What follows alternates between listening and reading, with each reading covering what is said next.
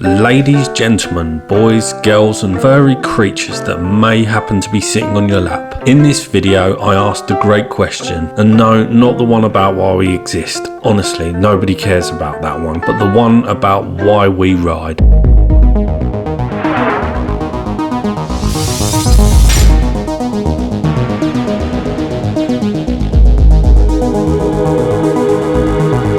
For the sake of clarity, I'm not talking about those that use two wheels simply as a means of transport or to do a job. Speaking of which, a thank you to all the Uber Eats drivers out there, as now I can get my 2,000 calories of grease delivered to my door without even having to leave the comfort of my sofa. I digress. I am talking about those of us who choose to sit ourselves on top of what is pretty much a small tank of napalm and hurl ourselves down the road in the name of fun. When we get on our bikes, we accept there are increased risks, and every mile we travel brings new dangers and opportunities for the Grim Reaper to pay us a visit. Yet knowing this never deters us from the passion we share for the ride. Now, it would be easy for me to say we ride because we were dropped on our heads at birth and we're all flipping mental and call it a day at that, but I love the sound of my own voice, and for that reason I'm going to blabber on for a bit longer. Brace yourselves, my dear friends, as this one's going to get deep. It would also be easy for me to suggest that we ride because bikes are fast, really fast, and with a quick flick of the wrist we can go full nuclear and propel ourselves into an early grave without even having the time for our lives to flash in front of our eyes. I'm sure this does play a part for many of us, particularly the adrenaline junkies out there, but equally there are also many riders who have no interest in sending it at every single opportunity and are quite content riding at a pace that would make a snail laugh. Nope. While speed, or at least the thrill of it, certainly plays an important role, it cannot be the sole answer as to why we ride. It is also right to say that for some the cost of entry on two wheels is lower, although if you asked my missus she would say, "I don't think so, babe," and my wallet would laugh out loud and say,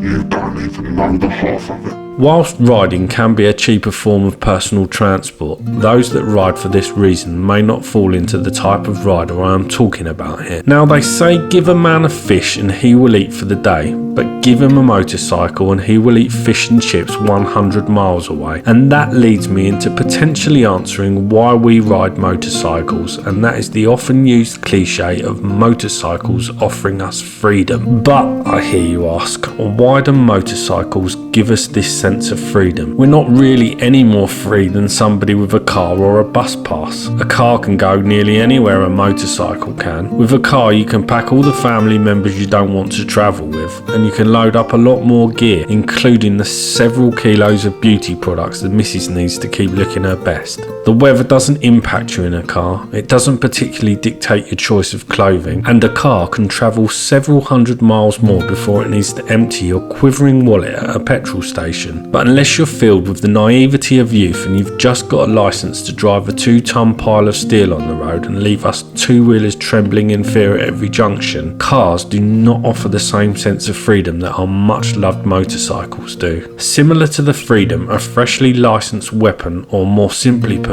a new driver experiences, motorcycles can often be the first choice of freedom for our younger peers, where the age requirement for entry can be lower than that of their caged cousins. Yet with driving a cage, that sense of freedom soon dissipates and becomes the monotony of normal life. Those younger riders with a screw loose who opt for two wheels either continue to experience this sense of freedom for the rest of their lives, or they retire from being a tarmac terrorist when they come of age and are allowed to get themselves into a four-wheeled killing machine. Opposite to the fresh-faced youths are those of us who lose our senses in middle age, all in the name of a midlife crisis, and get ourselves on a two-wheeled crotch rocket. I can proudly relate to this because I fit firmly in this camp, but motorcycles have always had an appeal for me, although I opted to avoid them because I knew in my youth I could not be trusted and would probably have met my maker many years too soon. Although I didn't know it at the time, my urge to ride was partly down to the opportunity to relive some of my experiences of youth, but mostly it was to experience this sense of freedom that motorcycles offer us. So now I have the hard job of talking about freedom and why we get this from our two-wheeled love affairs. Firstly, riding a motorcycle safely requires concentration, and distraction is our number one enemy. Unlike the cages we share the roads with, we can't even hold a phone, let alone full-blown type on one whilst riding, and you can absolutely forget stuffing a Big Mac down your throat whilst navigating the streets on two wheels. When riding, we become one with machine, not sitting inside it but sitting on top of it.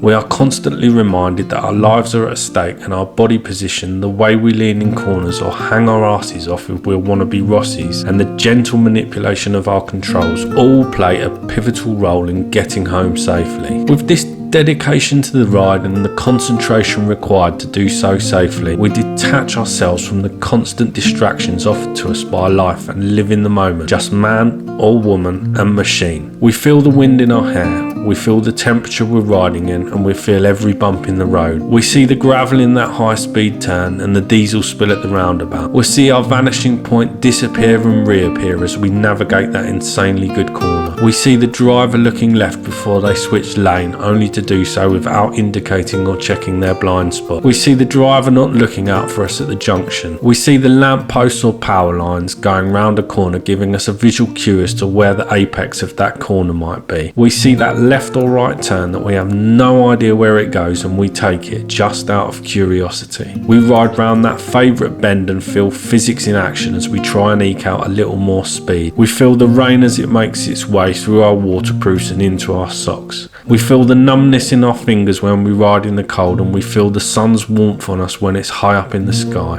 We look in awe as we ride through that twisty country road and see the beauty of nature in all its glory. We feel the excitement as we explore new roads and find that amazing new twisty with very little traffic. And for those among us who enjoy group rides, we can add to this further with friendship, banter and laughter and the wonder of our shared adventures. And here, my friends, is the crux of it. Whilst we were doing all of that, we were not checking our social media or thinking about what to watch on TV. We were not thinking about what we need to do at work tomorrow. We were not thinking about that argument we had with our loved ones or family. We were not thinking about what the kids want for dinner. We were not thinking of all our outstanding chores, and we were not worrying about money. As we crunched each mile of tarmac, we were living in the moment, concentrating on the journey and not where we were going. We experienced freedom from work, freedom from phones, freedom from social media, freedom from boredom, freedom from stress, and freedom from worry. And for those of us who are allowed to filter, freedom from traffic, all whilst being free to go wherever we want. Some turn to alcohol or drugs to escape the pressure of life, but for those of us on two wheels, we escape these pressures as we explore the roads, and this is why motorcycles are often referred to as therapy. Two wheels offer us an escape from the mundane and troublesome parts of life. It's freedom from responsibility and freedom to explore. It's freedom from worry and freedom to go wherever we want. It's freedom from being rushed in everyday life and freedom to go at whatever pace we want. And my friends, with all of that said, unfortunately, there's no escape from. Where the f***